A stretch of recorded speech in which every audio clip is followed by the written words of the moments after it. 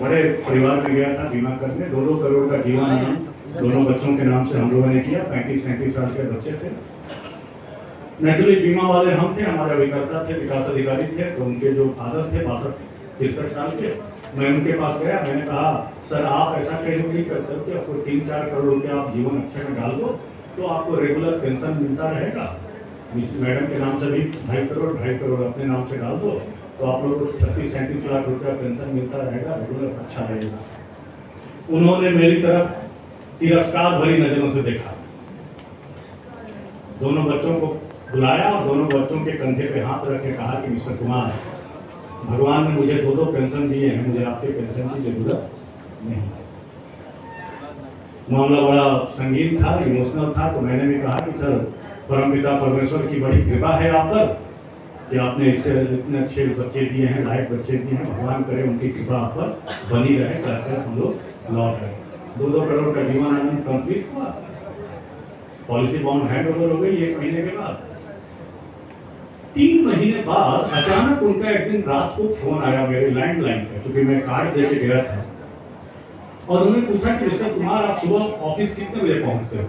तो मैंने कहा सर मैं 9:45 तक पहुंच जाता हूँ, कल 15 मिनट पहले आ सकते हो ऑफिस में, आपसे ऑफिस में मिलना चाहता हूँ।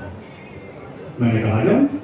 अब मुझे डर लगा, उस समय नया कूलिंग ऑफ चला था, समझे ना, तो मुझे डर लगा कि पता नहीं कहीं, अब लगता है ना बड़ा पॉलिसी आप किए हो।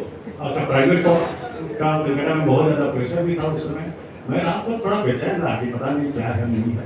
मैं 9:30 में ऑफिस पहुंचा, 9:30 में 9:15 से दोनों पति पत्नी करोड़पति आदमी एक साधारण सी बेंच एमएम के सामने 2 कुर्सी लगी हुई थी, उस पर बैठे हुए थे। मैंने अंदर बुलाया, चूंकि वो इंश्योरेंस करा चुके थे तो उनको सारा डॉक्यूमेंट मालूम था, वो अपना सारा इनकम टैक्स रिटर्न ये वो सब लेके आए थे। 2.5 करोड़ का 2 चेक लेके आए थे और कहे कि मुझे वो आपकी पेंशन वाली पॉलिसी चाहिए, आज ही चाहिए, और 2 घंटे के अंदर पॉलिसी बॉन्ड भी चाहिए। अब मेरी समझ में नहीं आ रहा था कि 3 महीना पहले ये इंसान दोनों बेटों के कंधे पे हाथ रख के कह रहा था कि मेरे पास 2 पेंशन है।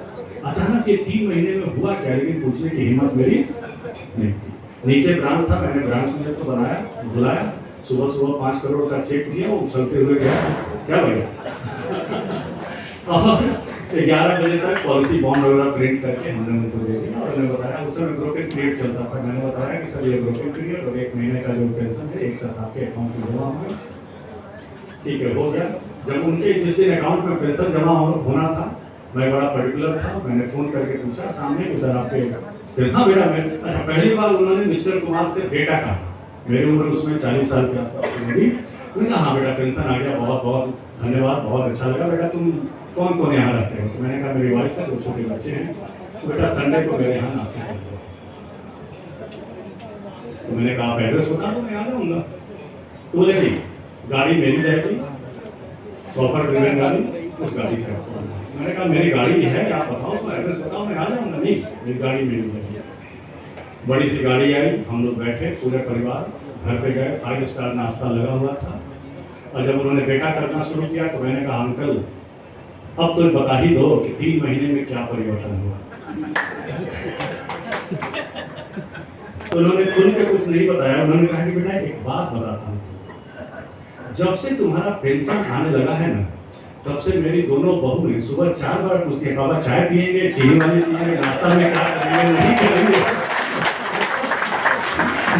मैं बेटा बहुत जवान हो गया हूँ, बहुत ही शक्तिशाली हो गया हूँ, फिर से वो एनर्जी हमें आ गई है, मेरी गई हुई प्रतिष्ठा फिर से वापस आ गई है, और तुमने दिया है इसलिए तुमको मैं बेटा कहता हूँ।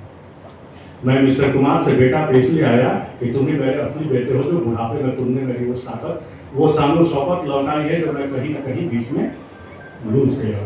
तो दोस्तों पेंशन एक ऐसी चीज है जिसके बारे में कहा जाता है कि ना इसको कोई लूट सकता है, न छीन सकता है, न चुरा सकता है, न फ्रॉड कर सकता है, न ये जल सकता है, न मर सकता है। ये एकमात्र ऐसा दोस्त है जो आपके अंतिम सांस तक आपके साथ रहता है। मैं सही हूं या गलत हूं? सारे साथी छोड़ के चले जा सकते हैं, अपने छोड़ के चले जा सकते हैं, लेकिन पेंशन अंतिम सांस तक आपके साथ रहता है। ये दोस्त हमको अपने समाज में जो भी बड़े बुजुर्ग हैं, मुझे लगता है कि हर एक अभिकर्ता को साल में 2-4-5 पेंशन ऐसे बेचने चाहिए, ये पुण्य का काम है। इसमें ना मुझे कमीशन देखना है ना कुछ देखना है, ये पुण्य का काम है। जैसे हम पुण्य कमाने के लिए और भी काम करते हैं,